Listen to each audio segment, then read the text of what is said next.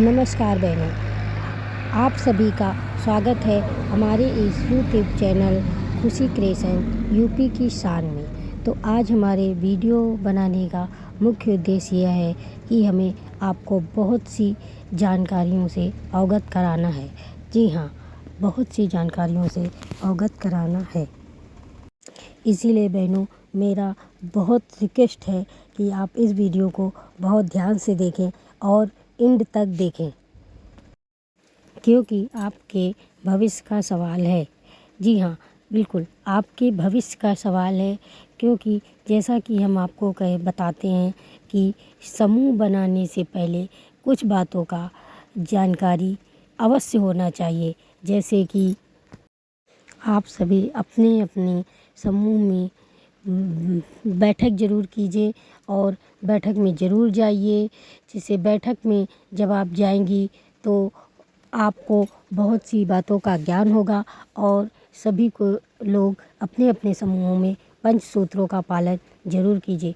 पंचसूत्र के हिसाब से यदि आप अपना समूह चलाएंगी और साप्ताहिक बैठक करेंगी तो बैठक में जाएंगी और बैठक में जाने से आपको बहुत बातों का ज्ञान होगा कि बहनों ने कितना बचत किया है, कितना ऋण लिया है, कितना वापसी किया है, कितना ब्याज आ रहा है, कितनी हमारी बैंक के खाते में बचत हुई है और कितनी हमारे सदस्यों ने ब्याज दिया है या कितना ब्याज हमें हमारी बैंक खाते ने दिया है। मतलब बहुत सी ऐसी महत्वपूर्ण बातों की जानकारी होगी। और ये जब ही होगा जब आप अपने समूह में पंचसूत्र का पालन करते हुए समूह चलाएंगी, समूह की साप्ताहिक बैठक करेंगी, साप्ताहिक लेन देन करेंगी और आपको बैठक में जाने से पता होगा कि आपके समूह की कौन सी बहन ऋण ले रही है और कौन सी बहन ऋण वापस कर रही है या फिर किसने ऋण ले रखा है और वापस नहीं कर रही हैं, और उसके लिए आपको क्या कार्यवाही करनी है और उसके प्रति क्या दंड शुल्क लगाना है। ये सब आप अपने समूह में बैठकर समूह की बैठक में ही निर्णय ले सकती हैं। यदि आप बैठक में नहीं जाएंगी तो आपको अपने समूह की पूरी जानकारी नहीं होगी, क्योंकि किसी के चेहरे पर नहीं लिखा होता है कि कब किसका मन बदल जाए और क्या आपके साथ दंड फंड करने लगे और आपको सही जानकारी न होने के साथ साथ आप फंस जाएं, जिसका भविष्य में आपको बहुत बड़ी कीमत चुकानी पड़े। ये बात मैं अपने ऊपर भी लागू करती हूँ। जैसा कि हमने आपको बताया कि हो सकती है जेल, तो इसकी वजह क्या है, तो अब हम बताएंगे कि किस वजह से समूह की महिलाओं को हो सकती है जेल। मतलब जैसे कि जब हम लोग समूह से ऋण लेते हैं तो उस ऋण को वापसी करने का नाम नहीं लेते हैं। और जैसे हमारे समूह में स्टार्टअप आता है 2500 रुपये। अगर आपको रजिस्टर आदि नहीं मिले होंगे तो आपको स्टार्टअप के लिए 2500 रुपये प्राप्त होंगे और आपका RF आएगा 15,000 और CIF की धनराशि 1,10,000 रुपये आएगी, प्लस आपकी बचत हो जाती है। और जब हम लोग इसका ऋण के तौर पे मतलब एक दूसरे को लेन देन शुरू करते हैं तो ऐसा होता है कि कभी कभी हम लोग अपने किसी सदस्य को नहीं पहचान पाते और किसी ऐसे सदस्य को ऋण दे देते हैं जो वापसी करने का नाम ही नहीं लेता। तो मैं आपको बता दूं कि जब भी आप अपने समूह में किसी को ऋण दें तो आप उसकी किस्तें बांधें। बहुत ही नॉर्मल किस्त बांधनी चाहिए, जिससे गरीब महिलाओं को किस्त वापसी करने में भी दिक्कत ना हो। और फिर उसके बाद किस्त बाई किस्त पैसा लेकर आप ब्याज सहित ब्याज सहित आप ग्राम संगठन को रिटर्न करें और ग्राम संगठन से आप CLF को रिटर्न करें।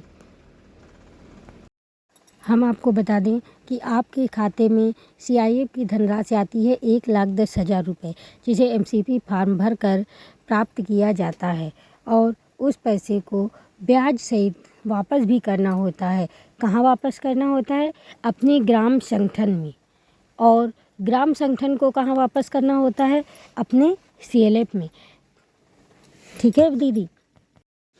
इसीलिए मैं आपको बता दूं कि जब भी अपने समूह में किसी को भी पैसा दें तो सहसम्मति से और पूरी बैठक के सामने आप सभी की सहमत से पैसा दें और उसके हस्ताक्षर आदि भी अवश्य करा लें और ज़रूरी दस्तावेज़ों पर बहुत ही अच्छे से हस्ताक्षर कराकर धनराशि के साथ में समूह में यदि कोई सदस्य 10,000, 20,000, 25,000, 30,000 आदि धनराशि ले लेती हैं और उसे वो ग्राम संगठन में वापस नहीं करती हैं तो भी उन्हें पैसा रिटर्न करना होगा। यानी ये समझ लीजिए, ये अध्यक्ष, कोषाध्यक्ष और सचिव की जिम्मेदारी है, आपको वापस करना ही होगा।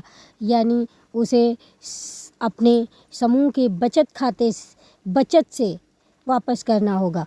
मतलब ये एमसीपी का पैसा आपको सीआईएफ का 1,10,000 रुपये आपको ब्याज सहित वापस करना ही होगा। समूह के पदाधिकारी ये याद रखें कि समूह के खाते से एमसीपी का पैसा निकालकर समूह के सदस्यों को रोजगार करने हेतु वितरण करें। उसके बाद उस वितरण करके उनकी गरीबी दूर करें, उन्हें रोजगार दिलाकर उनकी आजीविका बढ़ाएं और उसके बाद पैसा ब्याज सहित वापस लेने का जिम्मेदारी भी पदाधिकारियों की है और ये उनका कर्तव्य है कि वो उनसे ब्याज सहित ऋण वापसी कराकर ग्राम संगठन को ब्याज सहित वापस करें। समूह के लेखाकार समूह के रजिस्टर का सही से लेखा जोखा रखें और उसे अच्छे से मेंटेन करें और सीआईएफ की धनराशि बंटवाने में सही से निर्णय लेकर सही से उसकी धनराशि वितरित करें और ध्यान रहे कि वो पैसा समूह के सदस्य सिर्फ और सिर्फ रोजगार में लगाएं, जिससे उनकी आजीविका बढ़ेगी और वो समय से किस्त ब्याज वापसी कर पाएंगे। और याद रहे कि समूह में आया सीआईएफ का पैसा ब्याज सहित वापस करना ही होगा। यदि समूह के पदाधिकारी सीआईएफ का पैसा ग्राम संगठन को वापसी कराने में असमर्थ होते हैं तो उन्हें हो सकती है जेल। भविष्य में उन्हें बहुत दिक्कतों का सामना भी करना पड़ सकता है। इसलिए याद रखिए दीदी, समय से ऋण वापसी करवाइए और पदाधिकारियों का कर्तव्य है कि वो अपने समूह का सही से संचालन करते हुए ऋण वापसी समय से यथायथ करवाएं, वरना उन्हें बहुत आगे चलकर बहुत बड़ी दिक्कतों का सामना उठाना पड़ेगा। और यदि समूह का कोई भी सदस्य ऋण वापसी नहीं करता है तो समूह के सभी सदस्यों को मिलकर वो धनराशि वापस करनी पड़ेगी। इसलिए आप लोग समूह के सदस्यों को ऋण देते वक्त ध्यान रहे कि वो ऋण वापसी करने के चांसेस में हैं या नहीं, मतलब वो ऋण कैसे वापस करेंगे या वो क्या रोजगार करेंगे, क्या उससे सचमुच आमदनी होगी, वो कारोबार चलेगा। यानी ये भरी बैठक में आप लोग इस पूरा निर्णय लीजिए कि हमारी जो दीदी जो रोजगार कहकर वो धनराशि ऋण के रूप में मांग रही हैं, क्या वो रोजगार सचमुच चलेगा यानी उस सोसाइटी में। ठीक है, जैसे कि अब मान लीजिए कहीं पर सब्जी की बहुत सारी दुकानें हैं और उसके बाद वो ये कह रही हैं कि हम सब्जी का ही व्यवसाय करेंगे, तो ये समूह के बाकी 10-15 लोग जो होते हैं उन्हें निर्णय लेना चाहिए और उन्हें ये समझाना चाहिए कि दीदी देखिए, यहाँ पर सब्जी की तो बहुत सारी दुकानें हैं, यदि आप सब्जी की ही दुकान करेंगी तो यहाँ पर नहीं चलेगा और आप समय से ऋण वापसी नहीं कर पाएंगी। तो उनका दूसरे कार्य की ओर उनका समर्थन दीजिए, उन्हें दूसरे कार्य की ओर समझाइए, उनका दूसरे कार्य का लक्ष्य बनाइए और उन्हें यथायथ ऋण देकर उनका कोई कारोबार शुरू करवाइए और समय से ऋण वापसी कराइए। हमारा मिशन आपको ये पैसा आगे बढ़ाने के लिए दे रहा है। आप इससे अपने रोजगार बढ़ाइए, गरीबी दूर भगाइए, मगर इस पैसे को लेकर बैठिए नहीं, वरना आप मुसीबत में पड़ जाएंगी और आपको भविष्य में बहुत कठिनाइयों का सामना करना पड़ेगा। ऋण की धनराशि बहुत सोच समझ कर दीजिए और जिस सदस्य को दे रहे हैं उसकी क्रेडिट भी बहुत अच्छी होनी चाहिए और पहले बहुत कम से कम ऋण देकर उसकी क्रेडिट बनाइए, उसके बाद ही उसे अधिक धनराशि ऋण के रूप में दीजिए। क्योंकि दीदी पैसा देना बहुत आसान होता है और जब पैसा लेने की बारी आती है तब ऋण वापसी उस हिसाब से नहीं होती जिस हिसाब से सदस्य किस्तें बंधवाते हैं। उसके लिए पदाधिकारी को चाहिए थोड़ी सख्ती बरतें और अपने दंड शुल्क लगा दें। ठीक है दीदी, तो अगर ये याद रखिए कि समूह के जो पदाधिकारी होते हैं वो सबसे एक्टिव और क्वालिफाइड माने जाते हैं उस समूह के, इसीलिए उन्हें पदाधिकारियों के रूप में चुना जाता है। पैसा देकर हाथ धरकर बैठना नहीं है, पैसा देकर समय समय पर उसकी कार्यवाही भी करनी है कि दीदी आप पैसा क्यों नहीं वापस कर रही हैं, या अगर इस महीने आप ब्याज नहीं देती हैं तो अगले महीने आपको 5 रुपये 10 रुपये जो भी आप दंड शुल्क लगाना चाहें वो सभी 10-15 लोगों का जो भी आपका समूह है उसकी बैठक में सबकी सहसम्मति से आप दंड शुल्क भी लगाइए और कड़ी से कड़ी सख्ती करिए कि जिसने भी ऋण लिया है उसको ब्याज सहित किस्त बाई किस्त वापस करने की कोशिश करें। क्योंकि ये CIF का पैसा है दीदी, इसको हर हाल में आपको वापस ही करना पड़ेगा।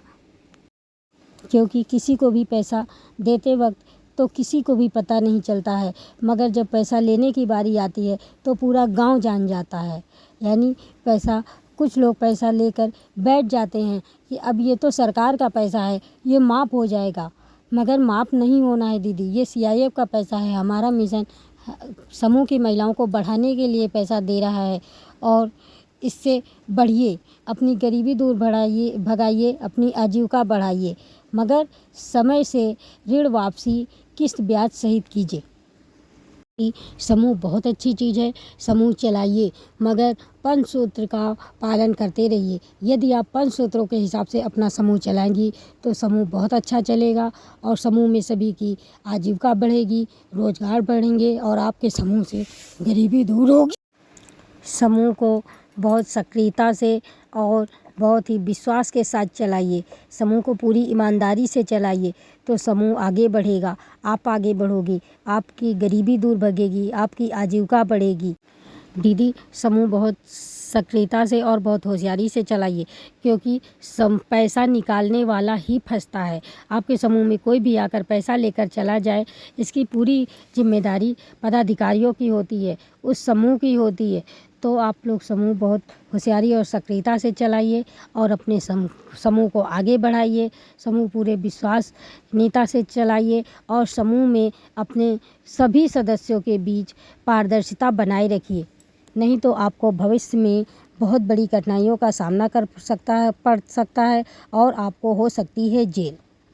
तो ठीक है दीदी, यदि आपको हमारा ये वीडियो अच्छा लगा हो तो प्लीज़ लाइक और कमेंट्स करना ना भूलें, और अगर आप हमारे इस चैनल पर पहली बार आए हैं तो प्लीज़ सब्सक्राइब कर दें, क्योंकि आपके लाइक कमेंट्स और सब्सक्राइब से हमारा आत्मविश्वास बढ़ता है और इसी तरह हम आपके लिए नई नई जानकारियों से बने वीडियो लाते रहेंगे और इसी तरह आपको अपने हर वीडियो में नई नई जानकारियाँ देकर आपको आगे से आगे अवगत कराते रहेंगे। आशा करते हैं कि आपको भविष्य में किसी भी कठिनाई का सामना नहीं करना पड़ेगा।